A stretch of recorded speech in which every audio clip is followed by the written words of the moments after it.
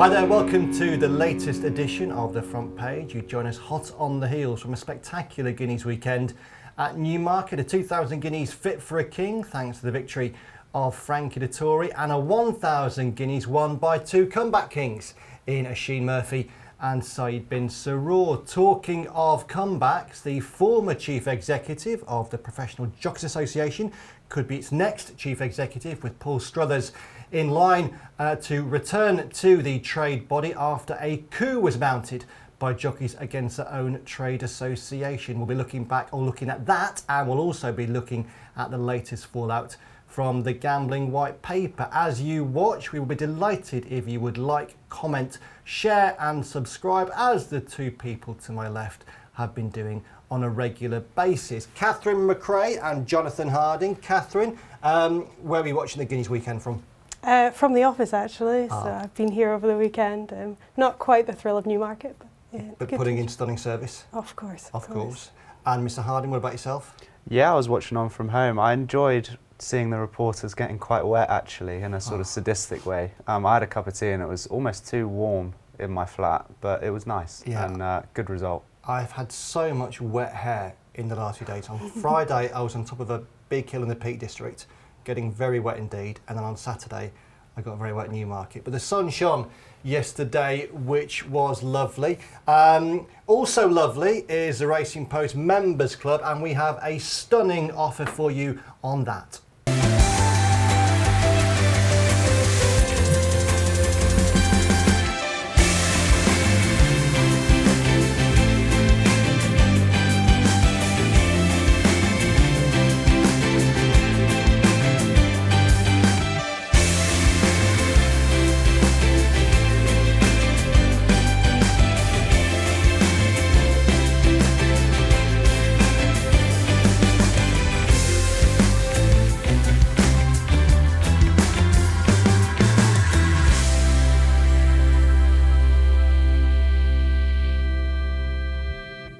Okay, our first story this week is Guineas weekend at Newmarket. Both classics produce really strong, interesting stories, as Catherine Macrae will tell us. Yes, as in our line of work, we're always looking for good stories to come out of weekends like the Guineas meeting, and we got one thanks mostly to the two riders on board, the classic winners. On Saturday we had Frankie Dettori in what is his swan song season, get victory on Chaldean for Juddmonte and Andrew Balding, just 2 weeks after hitting the turf quite unceremoniously at Newbury.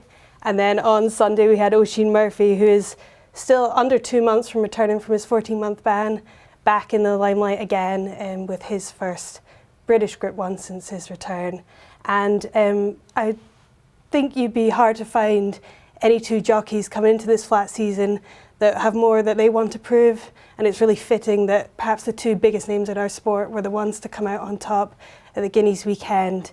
A really good message for the sport to have these iconic figures back on the leading stage, I think, and it was really rewarding to see that these two jockeys who are clearly really wanting to make a statement this season come out so early and do that. I know you were there for both days. What was the reception like? I'd love to.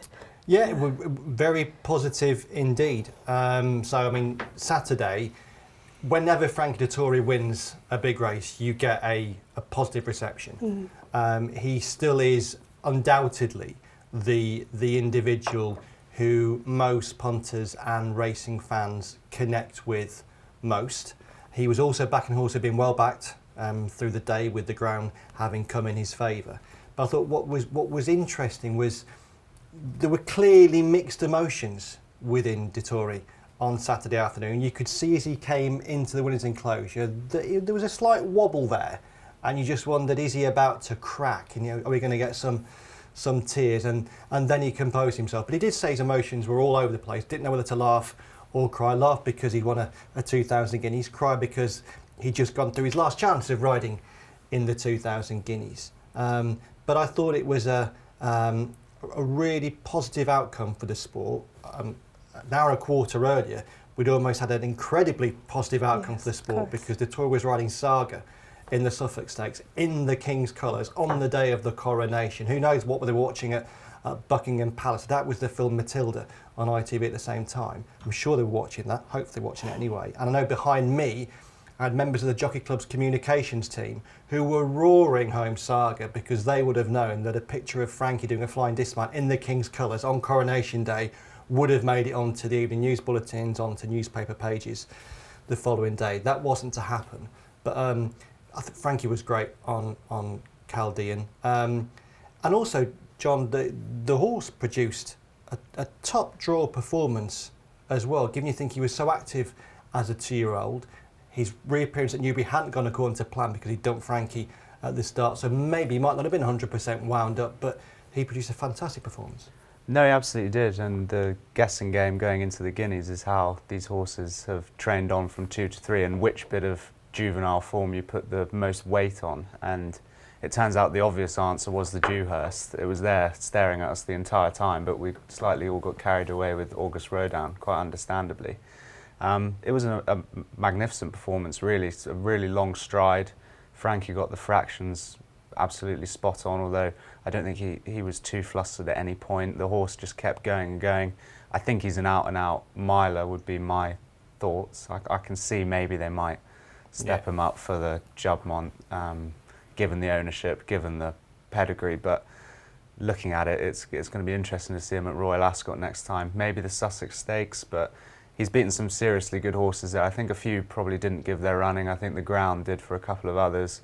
We have that usual situation where some are going to go markedly up in trip and some are probably going to go the other way. There's a couple of sprinters in there that didn't disgrace themselves, but Royal Scotsman's a decent yardstick given the Dewhurst form, and as well as the second, of course, he ran brilliantly from the front. So it looked like the form is going to be boosted as the season goes on, and I think Chaldean he's the one who has nothing to prove now, really. So I think that's right. I think Royal Scotsman's a good name to bring out because I thought he, not an unlucky loser in the sense that he was very keen early on. He pulled hard, and that's nobody else's fault. That's the horse doing that. But he finished off the race very strongly, and I just wonder if he is still a Group 1 winner waiting to happen. I wouldn't even mind seeing him drop back to 6 furlongs for the Commonwealth Cup because I think he's got tons of toe. Wasn't a good classic for Aidan O'Brien.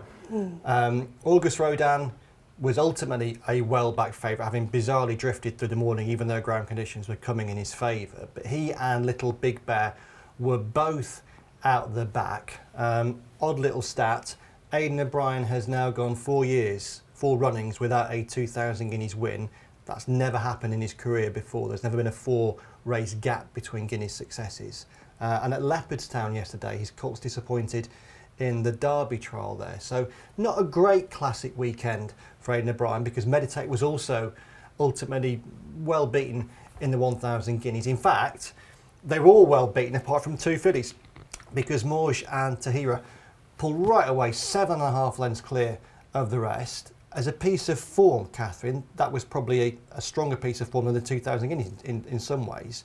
But again, although you had 2 wonderful fillies finishing first and second, it was a story of the people involved. You referenced Oisin Murphy, yes. And we'll talk about him, but also Saeed bin Suroor, who when I was growing up, when I was a kid or a young man, he was Mr. Godolphin as a trainer. You know, he had all their best horses, going right back to Balanchine and Lamtara, horses like that. Lamtara in the 1995 Derby before Oisin Murphy was even born. But in recent years, it's been harder for Saeed, with Charlie Appleby having the majority of the Godolphin stars. And I think for Godolphin, that was a big win yesterday to see Saeed back in the classic winners' enclosure. He spoke really well. And then, as you referenced early on, Oisin Murphy, he was really interesting after race, as he often is. He's a fantastic communicator, and you sense he's better than most people at talking about himself. And after the race, maybe half an hour after the race, I was chatting to him and asking him, in effect, how is he now? How are you doing? Because obviously we all know what struggles he's had, and he was talking about how he's actually now better at dealing with defeat and reverses. And he's had a few this year internationally. Things didn't go well for him in Dubai or Saudi, but he talked about how he can now go home and look at the following day with positivity in a way that he maybe couldn't do when he was drinking. So I thought he was very insightful, Oisin Murphy. And Catherine, it was a an important win for him, because he's now got past that point of having a first major victory, at which point everybody has to ask him about what's gone on before. I'm sure he's hoping now that we can just concentrate on the wins. Yeah, I mean, I think from your discussion with him yesterday on Sunday, he's clearly gone through a lot of introspection. He's changed the way he kind of goes about things. I know you spoke to him about he rides out more in the mornings as well now, and he's clearly got a point to prove this season, and he's gone out to try and make a statement. He got his first domestic group winner on Wednesday with Coltrane, and then straight away has gone and got his classic. I'm sure that's taken a lot of weight off his shoulders, and I think good for him. It'll do his confidence a lot of good. I know he's very happy to speak with the media, and that's always been a positive.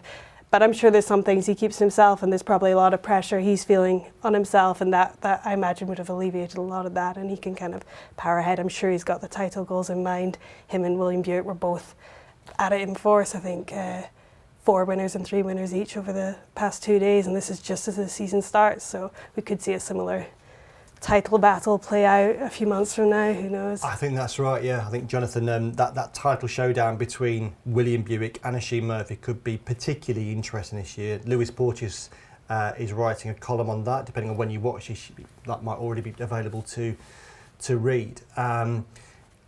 Saeed bin Suroor as well, though, we referenced him. That was a significant victory for Saeed bin Suroor. Barely had any runners in Britain this year, but he is a classic winner again, and for Godolphin that will matter. I think it will matter an awful lot, because it's not like he hasn't been pulling his weight. He's been winning races, but just not to the same extent, and his reserve side is unfair, but Charlie Appleby is the first team, isn't he, as far as Godolphin goes, so it almost speaks to the relative quality that Godolphin have now, that almost their second trainer has a horse capable of winning the Guineas, when presumably the very best horses are naturally sent to Charlie. Appleby has first pick of those, and I was just really happy for him, because he's, throughout the fairly lean period, he's always been fairly level and fairly good in speaking to the media. He's not somebody who gets too caught up in it. He's very loyal, I sense, to Godolphin, and does still view it as a team game. And yeah, for Godolphin, they now have 2 trainers and with 2 yards capable of winning those big races, so it speaks to their power, but it also speaks to the fact that Saeed bin Suroor, given the right horses, he hasn't forgotten how to train them. Yep, certainly has not. Before we go into our second story, we have some news for you regarding free bets.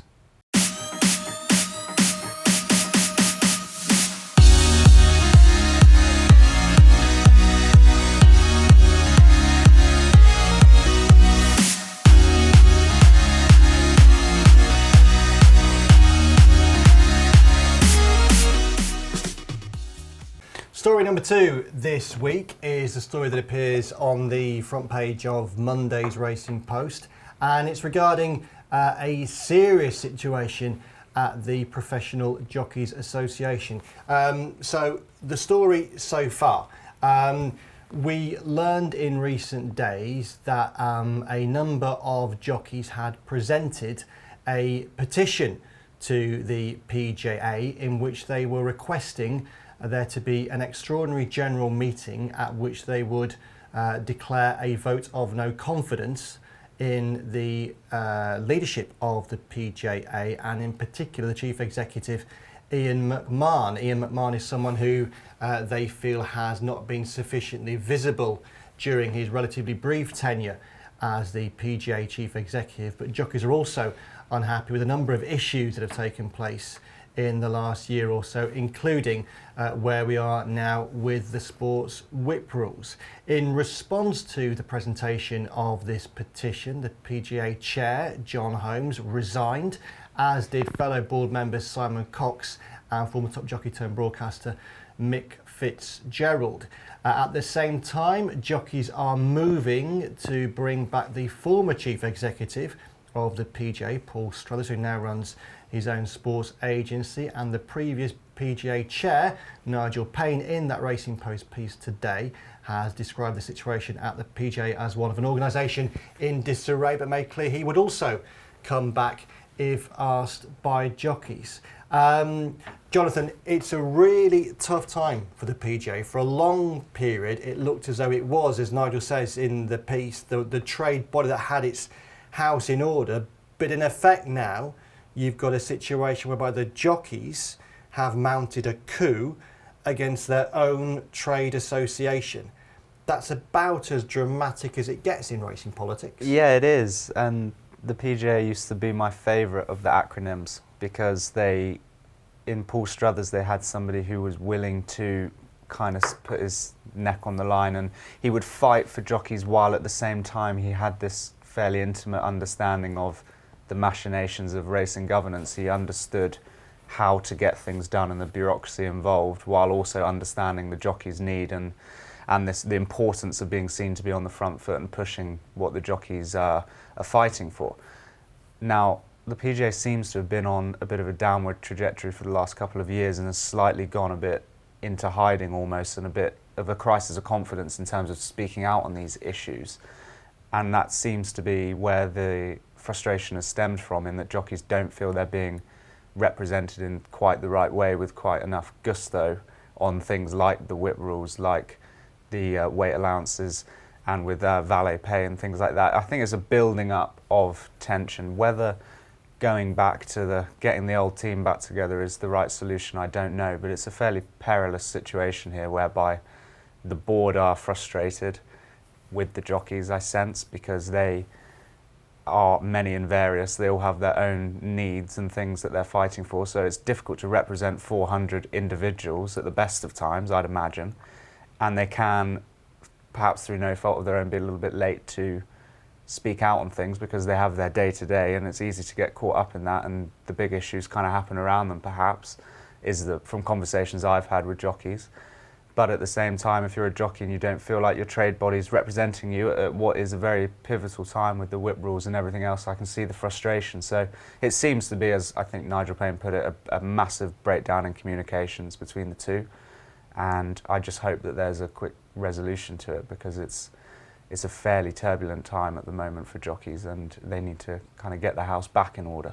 Yeah, it really is a messy situation. I think, Catherine, the point that Jonathan raised there about perhaps there also being some dissatisfaction within the PJA leadership, past and present, is true there. It was made clear to me when I was writing the piece that the individuals who had resigned from the PJA board, John Holmes, Simon Cox, Mick Fitzgerald, there was a sense that they were resigning in exasperation, not necessarily because they were responding to the jockeys' request, but almost because at least some of them had reached a point where they felt representing the jockeys was no longer a viable option for them. I think there is a feeling within certain elements of the PJA that jockeys are not sufficiently engaged on key matters until it becomes too late to do anything. And although some jockeys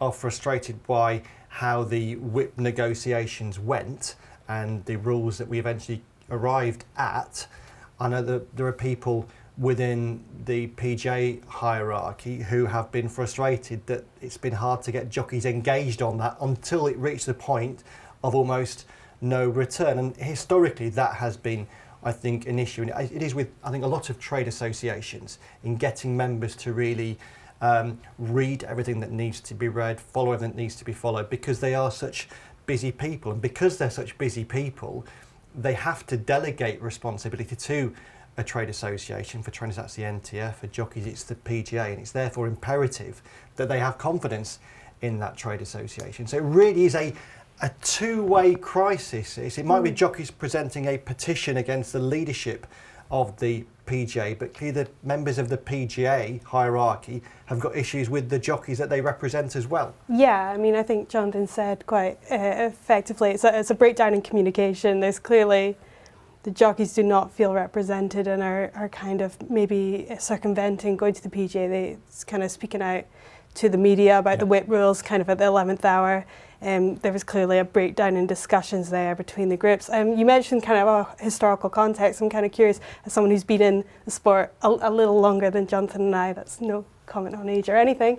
Is this very unprecedented for between the PJA and jockeys, or has something like this happened before? How does it compare? I think it's unprecedented to have reached this point. I mean, you will always hear grumblings because people grumble in any walk of life. But I think there's been such a build-up of individual issues. You had the fallout from changes to what was the COVID weight allowance.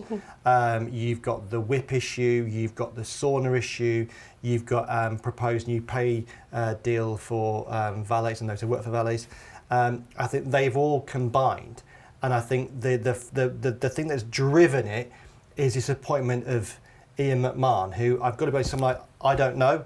I've had an email exchange with him, but I've never spoken to Ian McMahon, and I think the jockeys feel that he has lacked visibility. Paul Struthers, his predecessor, was always on the phone to jockeys. He was very prominent in the media as well, which I think that's part of it. I think that is part of it because jockeys see him on the media. Now, Dale Gibson, who is the number 2 in effect at the PJA, works incredibly hard, puts in enormously long hours, and still has been that direct link to jockeys. But I think a number of riders felt that Ian McMahon lacked that visibility that Paul Struthers had, and I think there is a feeling within jockeys that job has to be done by a racing insider. I think the problem is going to be that knowing how dire things are within that whole setup at the moment, how many racing insiders will want to go for that role? They're pushing, or a number of riders are very keen for Paul Struthers to come back as chief executive, but when Paul left, he did cite the tolls that come with the job on himself, and he said here that the toll taken on his family and personal life when he left. Now that's not long ago, so presumably if he is going to come back, he would want it to be on strict parameters that make the job more doable, because no job should take that sort of toll on an individual's life. No, and it is a thankless job, but there are simple things that you need to get right that would make it easier. And we talk about a breakdown of communication. Well, from almost every conversation I've had with jockeys and from people on the other side, if you're trying to understand and represent the jockeys, you need to be around the jockeys and you need to understand the jockeys. And equally, because it's a two-way street and we're being balanced here, the jockeys have to engage. If they're sent emails about big issues, that needs to be given due consideration it's just about rebuilding the way that the PJA works with its members, and I'm sure that's been the case at various other trade bodies throughout history where there's been this slight disconnect. But it's the easiest way to reconnect is to just get in a room and actually understand each other and have, if you're a chief executive, be in the weighing room, have weekly surveys of jockeys, it's effort at the end of the day. That's where my feeling from the people I've spoken to is there hasn't been that accountability. There hasn't been that engagement that they so enjoyed under, and perhaps slightly took advantage of under Struthers and indeed Nigel Payne. Do you think the way to rebuild it is to bring back old people?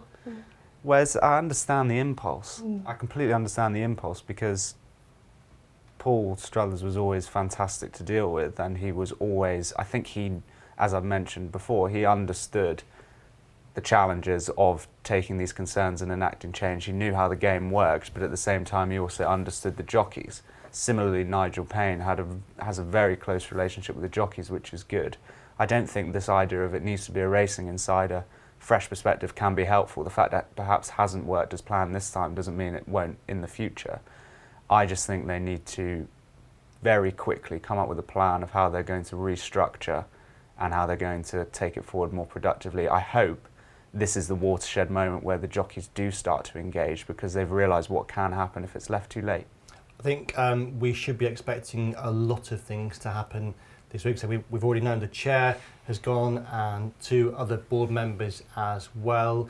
I think we'll have to find out this week if this extraordinary general meeting will take place. If Ian McMahon does leave, perhaps it won't be necessary, but clearly things will have to happen over the coming days at the PJA. A lot is going to have to happen over the coming weeks, months, perhaps years, in terms of fallout from the gambling white paper, which was published not long ago. We discussed it in detail in the programme last week. But Jonathan Harding, again, things have happened, things have been said since then. Yeah, absolutely. So everyone's still, I think, wrapping their head around the white paper and what it might mean for racing.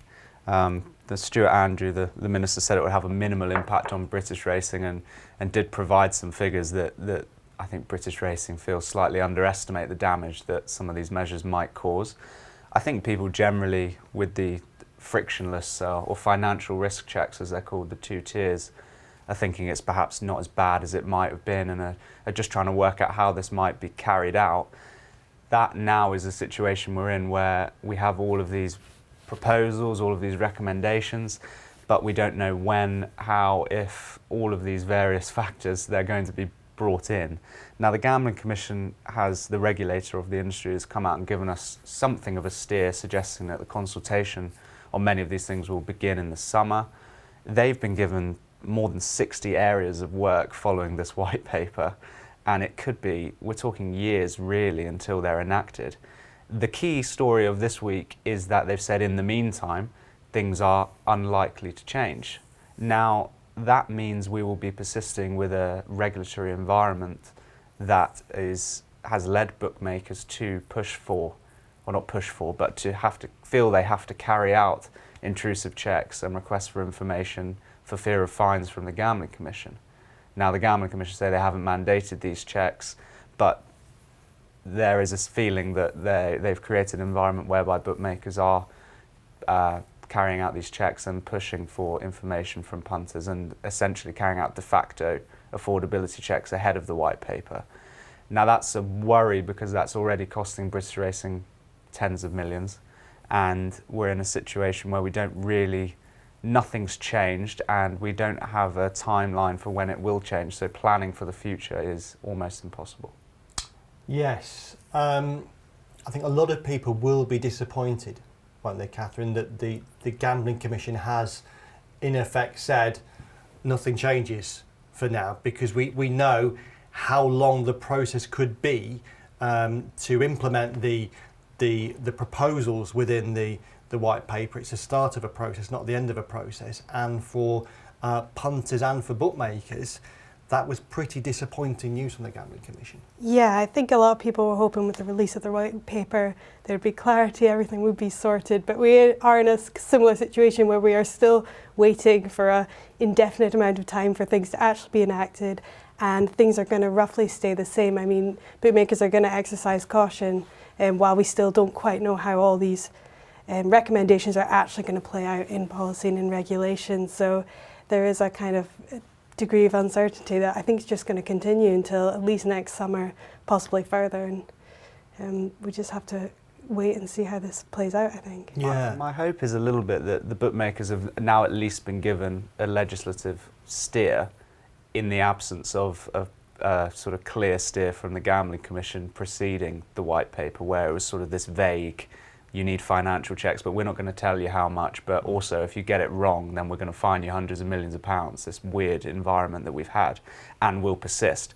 But hopefully with at least the white paper's given an indication of what a proportionate threshold might be. Therefore, I would hope that the bookmakers will get their own house in order according to what is going to become legislation. But they will still have one eye on the Gambling Commission and making sure that they tread quite carefully. And that's going to be, as we said, bad news for punters, bad news for bookmakers, but bad news for racing, British racing as well, because we already know racing's leaders have made clear how much money the sport is losing as a result of financial checks. The sport hopes to recoup some of that money through changes to the levy, which were referenced in the white paper. But another interesting development last week, Seb Butterworth, commercial director at Flutter, parent company of Sky Bet, Paddy Power and Betfair, he was talking about the reference to the levy in the white paper and also British racing's desire for the levy to be changed on a number of fronts. The racing has been pushing for a move from from a profits to a turnover based levy, and also for the levy to include bets placed by British punters on overseas races, as happens elsewhere. The white paper also spoke up just potentially just raising the threshold for levy so that the sport gets more money under the current system as well. And Seb Butterworth was very clear in saying that the sport has to be careful what it wishes for, because he was arguing that if bookmakers end up having to pay more money to the sport, that the bookmakers could in effect just change how much money they spend on other things such as promotion, on sponsorship, etc., etc. And we referenced in the programme last week that you could say that the white paper's publication was potentially the start point for a change in the relationship between racing and the gambling industry, which has tried to be very as one on the process to the white paper to present a united voice to government. But now there will be areas, and this is clearly one, where racing and the gambling industry might not be singing from the same hymn sheet, and almost certainly won't be. No, this was quite an interesting bit of posturing, might not be the quite word, but it might be the right word. Might not be the right. Yeah, it might be the right word. It was a kind of hold your horses moment, because levy reform has been viewed by some, I feel, as almost a silver bullet, and this might fix everything, and it's going to be a huge change, a sea change for racing's funding, and that may well be the case. But I think they're slightly empowered by its reference in the white paper. It was like, right, we're going to get levy reform. This is one positive, but actually, for a major bookmaker or representative of a major bookmaker to just put the brakes on and say, well, just hold on a second. You're not going to get everything you want here. Actually, levy reform isn't. There will be knock-on effects of that. And he almost was suggesting, you know, we want to know where the money is going, how it's funding British racing, how it benefits us, and it's saying kind of get the product right first. It was interesting for me to read that and just see that actually racing might not have it all its own way when it comes to levy reform, and the almost threats too strong, but the suggestion that if we suffer, you will suffer through lack of sponsorship and all the rest of it was quite interesting. Yeah, I think we already knew that the process from the publication of the white paper was going to be long and probably quite painful, and I think that has been reinforced in recent days. Time then to decide who has the winning story in this week's show. Some might say that coup, revolt in the Professional Jockeys Association merits being the winning story, but as I said before in this programme, I carry through life a large guilt complex. It is, though. I think it is the big story. Do you think I hate to say it, but I think that probably is the big story. You're okay. Well, in that case, you see, no revolt or coup here. My team members, although they've got very strong stories with the Great Guineas weekend and the latest from the white paper, have both forced me to make my story the winning story, and I gratefully accept. Thank you both. Thanks to them, and to you, I also say that it would be a very lovely thing indeed if you downloaded the equally lovely Racing Post app.